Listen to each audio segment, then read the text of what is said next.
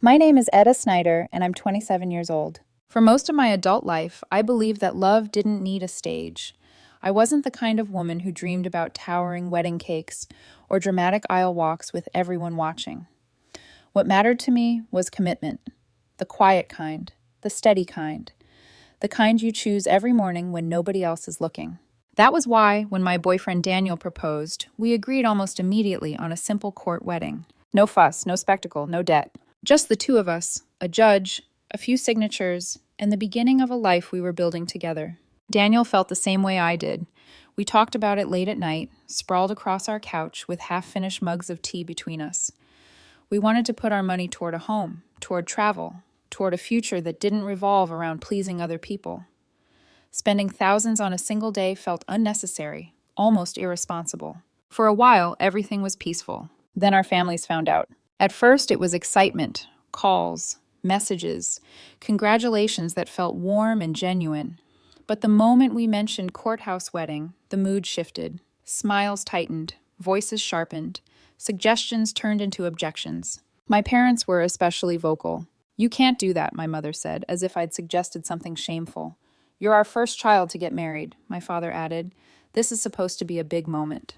Big for who, I wondered, but I didn't say it out loud. You see, I have an older sister named Christina. Growing up, Christina was the benchmark, the standard, the one my parents proudly talked about at dinner parties. She excelled academically, went to a prestigious university, and followed a clean, respectable career path. I was different, creative, dreamy, less impressive in their eyes. I'd learned early how to exist in her shadow. So when I became the first one to get engaged, I sensed something complicated stirring beneath my parents' excitement.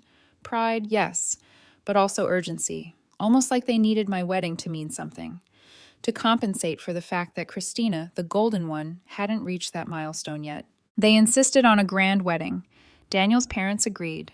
Money was offered, presented clearly as a gift. No expectations, no conditions, just love and support.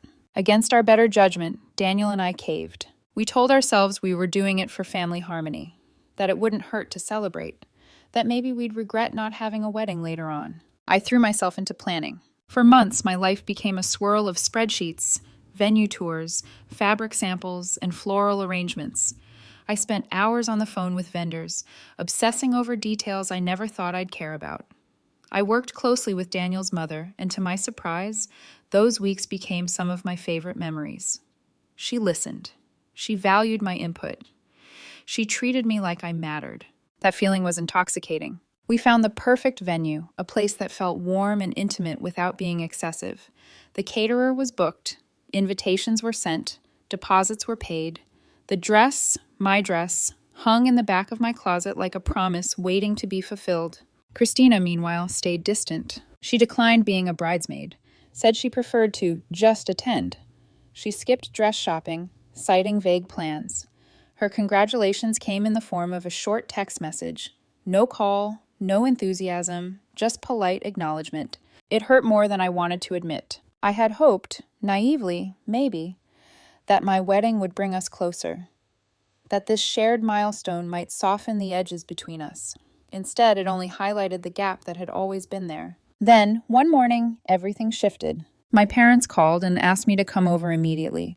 Their voices were oddly cheerful, too cheerful. I remember gripping my phone, a strange unease settling in my stomach. When I arrived, they were practically glowing. My mother didn't even wait for me to sit down. "Christina's pregnant," she announced. For a moment, the room tilted.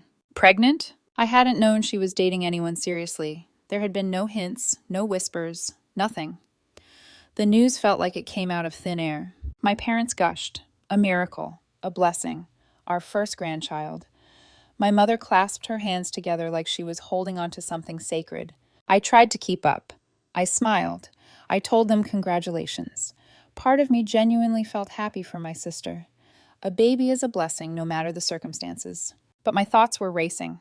Who is she even seeing? I asked, confused. Since when? They brushed past the question, saying she'd met someone a few months ago, that she seemed happy, that everything had just fallen into place. That was when I noticed the look my father exchanged with my mother. The look that said this conversation wasn't over. My father cleared his throat. There's something else we need to discuss, he said carefully. The air shifted. A tightness wrapped around my chest, instinctive and immediate. I had spent my entire life learning how to read moments like this, how to recognize when my needs were about to be deprioritized. I nodded slowly. Okay, I said. That was when he told me Christina wanted to get married. That part made sense. Of course she would. But then he continued, his words measured, rehearsed. They couldn't afford 2 weddings. And since they'd already contributed money to mine, my stomach dropped. He didn't say it outright, not at first, but the implication hung heavy in the room. Something was being taken from me, and deep down I already knew what it was. I stared at my father, waiting for him to finish the sentence in a way that made sense. He didn't. Instead, my mother leaned forward, her hands folded neatly in her lap, eyes bright with an urgency that made my skin prickle. We think the most reasonable solution, she said gently, is for you to let Christina have the wedding. For a second, I was certain I'd misheard her. Have what? I asked slowly. My father sighed, as if I were the difficult one. Your wedding, Etta. The venue, the arrangements. Everything is already paid for and organized. It would be such a waste not to use it. The words didn't land all at once. They arrived in pieces, sharp and disorienting, like shards of glass, embedding themselves one by one. You want me, I said, my voice strangely calm, to give my wedding to my sister. My mother nodded, relief washing over her face as if she were grateful I finally understood. Exactly. You and Daniel were going to have a courthouse wedding anyway. You can still do that, quietly, later. Later. As if this were a haircut I could reschedule. As if the past 8 months of planning, the deposits, the late nights, the emotional labor, my labor, were nothing more than a draft version meant to be overwritten. You can think of it as your wedding gift to her, my mother added brightly. It would mean so much. I laughed. I couldn't help it. The sound escaped me, brittle and sharp, echoing in the room. You're joking, I said. You have to be joking. My father's jaw tightened. This isn't a laughing matter. No, I agreed, standing up now. It isn't. I began pacing the room, my thoughts crashing into each other. My wedding is in a week. A week. Invitations are sent. Vendors are booked. My dress is bought. What exactly do you expect me to do? Send out an email saying, "Surprise, it's not me anymore." My mother waved a dismissive hand. Those things can be changed. They can't, I snapped. And even if they could, why should they be? Her expression hardened. Because Christina is pregnant. There it was. The sentence that explained everything. She needs to get married first, my father added. This isn't about you. It's about family, about the baby. The baby. Not me, not Daniel, not the life we were building. Just the baby. I felt something crack open in my chest. So my marriage matters less because I'm not pregnant? That's not what we're saying, my mother replied quickly, though her tone suggested otherwise. But you've always said you didn't care about a big wedding. Christina does. No, I said firmly. You cared. You pushed this. You insisted. I changed my plans for you. My father stood abruptly, his chair scraping against the floor. We paid for this wedding. If we're paying, we decide how the money is used. The room went silent. I stared at him, stunned. You told me it was a gift. And it was, he said sharply. But that doesn't mean we don't get a say. My mother chimed in, her voice syrupy now. Sweetheart, you're young. You can have another wedding someday. Christina doesn't have that luxury. Another wedding. Like a replacement phone. Like a redo. And what about Daniel? I asked. What about his parents? They paid too. They'll understand, my mother said breezily. You can pay them back eventually. The audacity of it stole my breath. And my dress? I asked quietly. My mother smiled. Oh, that won't go to waste. Christina can wear it. Something inside me snapped. No, I said, absolutely not. My father's face darkened. You're being selfish. I'm being reasonable, I shot back. This is my wedding. And Christina is your sister, my mother said. Family comes first. I met her gaze, years of quiet resentment rising to the surface. When has it ever been me? They both recoiled slightly, but neither denied it. I took a deep breath, grounding myself. I'm not giving up my wedding. Not the venue, not the date, not the dress, nothing. My father raised his voice. Then don't expect us to support you. I didn't ask you to control me, I replied. And if your support comes with conditions, then maybe I don't want it. They both started talking at once. Accusations, guilt, disappointment, selfish, ungrateful, greedy. I grabbed my bag and headed for the door. My wedding is happening, I said, my voice shaking but resolute. If you can't accept that, then don't come. As I walked out, my mother called after me, her voice sharp with accusation.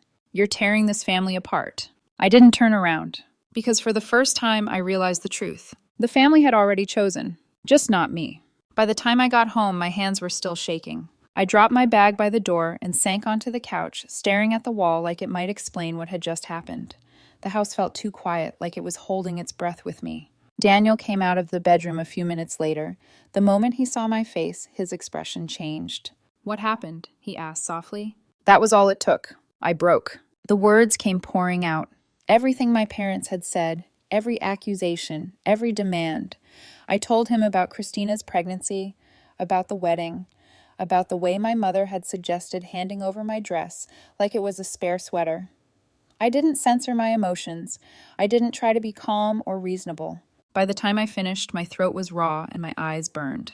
Daniel sat perfectly still, his jaw clenched so tightly I could see the muscle twitching. "They did what?" he said. I nodded. "They want me to give Christina the wedding, all of it."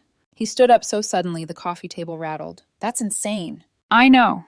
That's not just insane," he said, pacing now. "It's cruel. It's manipulative. It's—" He stopped himself, running a hand through his hair. "I want to go over there, right now." I reached out and grabbed his arm. "Please don't." He turned to me, eyes blazing. "Etta, they don't get to do this to you." "I know," I said, swallowing hard. "But if you confront them right now, it'll just explode, and I don't think I can take that." He exhaled slowly and sat back down, pulling me into his arms. "I hate that they hurt you." "I'm used to it," I admitted quietly. He stiffened. "You shouldn't be." We sat there for a long time, saying nothing. Then, finally, Daniel spoke again. "There's only one way to stop this," he said. I already knew what he was going to say. "We give the money back." The thought made my stomach knot. Returning my parents' contribution meant dipping into our savings. It meant tightening our budget. It meant accepting help from Daniel's parents, something I hadn't wanted to do. But it also meant freedom. "They'll lose their leverage," he continued. "They won't be able to hold it over you anymore." I nodded slowly. It's the right thing to do. The decision felt heavy, but also strangely relieving. The next few days were miserable. My phone buzzed constantly with messages from my parents. Some were angry, some were dripping with guilt. "How could you do this to your sister? You're embarrassing us. We raised you better than this." Christina stayed silent. I tried calling her. Once, twice, 3 times. Each call went unanswered. I didn't know if she was avoiding me or if she didn't even know what our parents had demanded yet. The not knowing made everything worse. When we finally transferred the money back to my parents, I felt something shift inside me. It wasn't relief, not yet. It was clarity. A few days later, Daniel and I went to my parents' house together. This time he spoke first. "You never had the right to ask her to give up her wedding," he said firmly, "and you definitely don't get to use money to control her." My father tried to interrupt. Daniel didn't let him. "We're returning your gift," he continued, "which means you no longer get a say in anything related to this wedding." My mother's face went pale. "You can't be serious." "I am," Daniel said. "And since you've made it clear you don't respect Etta's boundaries, you're no longer invited." The room went silent.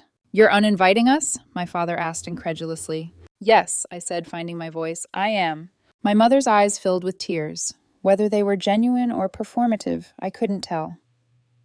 "After everything we've done for you." "After everything you've taken from me," I replied. We left without another word. That night, lying in bed, I stared at the ceiling and wondered if I'd just crossed a line I could never uncross.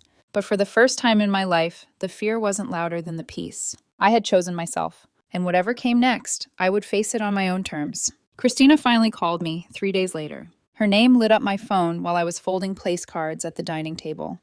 For a moment, I just stared at the screen, my heart pounding like it already knew this conversation would be the final cut. I answered. "So," she said, skipping any greeting, her voice calm, almost bored. "I heard you caused quite a scene." That was it. No congratulations, no acknowledgement of my feelings, just accusation. "I didn't cause anything," I replied quietly. "I was asked to give up my wedding." She scoffed. "You're exaggerating." I felt a cold settle in my chest. "Did you ask Mom and Dad to do this?" There was a pause. Then she said it, flat and unapologetic. "Yes." The honesty stunned me more than a lie would have. "I'm the older sister," Christina continued. "I don't see why this is such a big deal. You weren't even planning a real wedding at first. You should be grateful they let you have it at all." I closed my eyes. "So you thought it was reasonable," I said, my voice trembling despite myself, "to take everything I planned, my venue, my date, my dress, because it was convenient for you." Yes, she said simply. I'm pregnant. I don't have time to plan. You do. The entitlement in her voice finally snapped something inside me. All of this, I said slowly, was never yours to take. She sighed, clearly irritated. You've always been dramatic, Etta. Honestly, if you're not going to give me the wedding, the least you could do is help me plan mine. You're into that stuff. That was the moment I knew there was nothing left to salvage. No, I said, I'm done. With what? She asked.